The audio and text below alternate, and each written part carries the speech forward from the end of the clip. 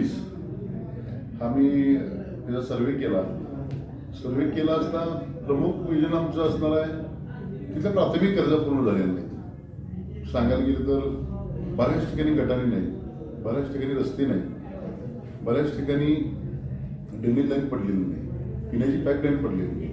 पहिला त्या गोष्टी पूर्ण करून मग उर्वरित ज्या गोष्टी आहेत त्या आम्ही पूर्ण करणार. म्हणजे एखाद्या कुठं जर बाग करता येईल आपल्याला ज्येष्ठ नागरिकांसाठी, लहान मुलांसाठी कुठं खेळणी टाकून त्या गोष्टी करता येतील, ओपन जिम करता येईल महिलांसाठी.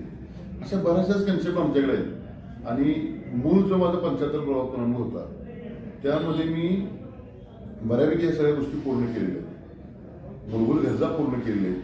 त्यामुळे आता मला माझ्या प्रभागामध्ये 20 ते 25% काम शिल्लक आहे. म्हणजे 100% झालं असं म्हणतात नाही, तर उर्वरित जो भाग आहे त्यामध्ये 50 ते 60% वर समस्या आहेत त्या आम्ही लवकरच पूर्ण करून माझा जाहीरनामा जारी केलेला आहे. कोल्हापूर सुरुवात आपल्या प्रभागातून. त्याचा अर्थ असा होता, मी ज्यावेळी 2015 निवडून आलो ते 2016 माझ्या वाढदिवसानिमित्त मी पूर्ण प्रभागांतर्गत CCTV लावले. 2 ठिकाणी वायफाय सुरू करून दिले. अखंड 81 मध्ये माझा एकमेव प्रभाग होता की तिथं 70 ते 80 CCTV आम्ही लावली. विश्वास नांगरे पाटील साहेबांच्या उपस्थितीमध्ये तुम्ही कार्यान्वित केलेला आहे आणि 80 CCTV आम्ही पूर्ण प्रभागांतर्गत लावले.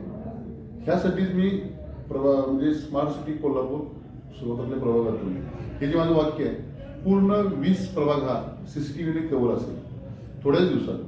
आता LED बल्ब मी किमान 240 वर लावलेले आहेत, LED बल्ब.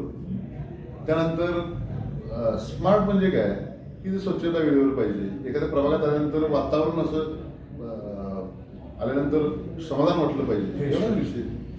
ठिकाणी मी तुम्हाला तेच म्हटलं की माझ्या प्रभागामध्ये काम करत असताना साहेब मी एकही ओपन स्पेस किंवा महानगरपालिकेच्या मालकीची जागा कुठल्या बिल्डरच्या कशात घातली किंवा मी स्वतः घेतली नाही. तसं असेल तर मी इथं आज निवडणूक थांबवतो, मला एकाही नागरिकांना दाखवतो.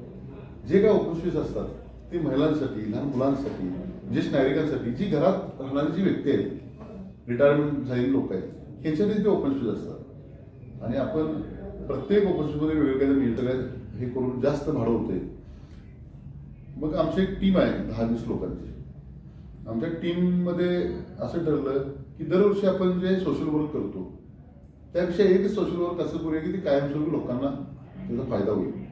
आणि 10-20 लोकांनी आम्ही ठरवल्यानंतर मला ती जाणवलेली गोष्ट होती की आमच्या वडिलांच्या स्मरणार्थ एखादा पुतळा स्मारक उभं करण्यापेक्षा, वडील माझ्या राजकारणात होते, तर आपण वडील आमचे लोकांना सगळ्या हाताने मदत करायचे. त्यामुळे त्यांच्या स्वभावाला काय साजेस आहे. एखाद्या बागेला नाव देण्यापेक्षा ते शोभलं नसतं, कुठल्या गार्डनला नाव शोभलं नसतं. तर स्वर्गीय आनंदराव दिनकरराव दिंडोरले सांस्कृतिक भवन, मोफत सांस्कृतिक भवन हे त्यांना शोभणार आहे. म्हणून आम्ही काय केलं, ती कन्सेप्ट एक डोक्यात घेतली आणि हॉल तो पूर्ण केला. तो हॉल न पूर्ण करत असताना सुद्धा काही जरी बऱ्याच अडचणी आल्या. त्या अडचणीवर मात करून त्या हॉलमध्ये आम्ही 900 लोक बसतील एवढी असं क्षमता त्या हॉलची आहे. भांडी आहे, साऊंड सिस्टीम आहे, लोक जेवण करू शकतात. हो, 200-250 लोक जेवण करू शकतात अशी व्यवस्था मी तिथे लावलेली. आणि कायमस्वरूपी प्रभाग क्रमांक 20 साठी की मी ज्या प्रभागातून मत मागायला त्यांच्याकडे गेलोय त्या प्रभागाचं, जुन्या प्रभागात माझं काम बऱ्यापैकी पूर्ण झालेलं आहे. 10% काम शिल्लक आहे. त्यामुळे आमच्या प्रभागाचं काम ते जाणून असल्यामुळं प्रचंड उत्साह प्रतिसाद लोक देत असतात. बऱ्याच ठिकाणी फुलांची स्वागत झाली. आणि सगळ्यात महत्वाचा विषय काय सर, तिने अभ्यास केला लोकांनी की प्रभाग क्रमांक 75 मध्ये आज एकही उमेदवार इच्छुक नाही. मी एकटाच आहे.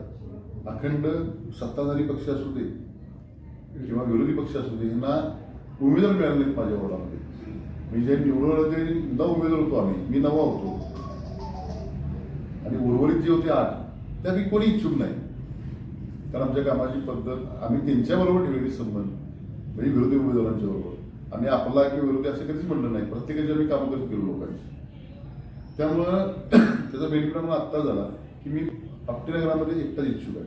आणि लोकांना ते माहिती असल्यामुळे इतर 4 वॉर्डातल्या की यांचं काम चांगलं आहे किंवा बाकीच्या गोष्टी असल्यामुळं प्रतिसाद चांगला आहे. जल्लोषात स्वागत करत असतात लोक. बंटी पाटील साहेबांनी एक मोठं मन केलं. कारण मी गेल्या विधानसभेला त्यांच्या विरोध होतो, 1 वर्ष झाले त्याला साहेबांनी त्याच्या सगळ्या गोष्टीचा विसर पाडून माझ्यासारख्या सामान्य कार्यकर्त्याला साथ दिली आणि ते खरोखर आमच्याही कार्यकर्त्यांना भावलेलं आहे, मलाही भावलेलं आहे की तू एवढा विरोध असून सुद्धा साहेबांनी मला सांगितले की तू तुझ्या पक्षाकडून लढ किंवा अपक्ष लढ, काही कर, आपण एका पॅनलमध्ये काम करूया. आपण पाहत आहात मावळा न्यूज 24, सर्वसामान्यांचा बुलंद आवाज.